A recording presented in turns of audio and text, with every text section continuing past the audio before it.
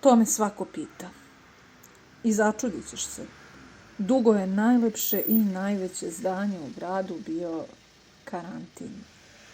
Može se, ako zagrebeš šmalter, još uvek iskopati cevanica ili rebro graditelja. Jer tu je bio zabel između podzemlja i zemlje, između zemlje i neba.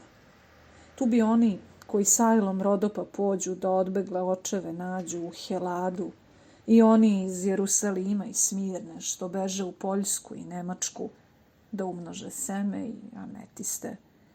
Uzeli lekove i tačne karte i zapucali dalje. Ali mnogi su i ostali. I kakva smo samo mešavina bili.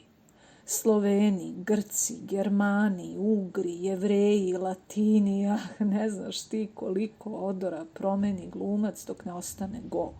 I pitaš šta nas je održalo, koja kultura, običaji, odgovorit ću ti. Karantina više nema. U nama je. Ali naučio nas je da ljude delimo na zdrave i uboge. Osim toga, mržnja koja traje, ovde je trajala, učini da čovek zaboravi ko je i šta je.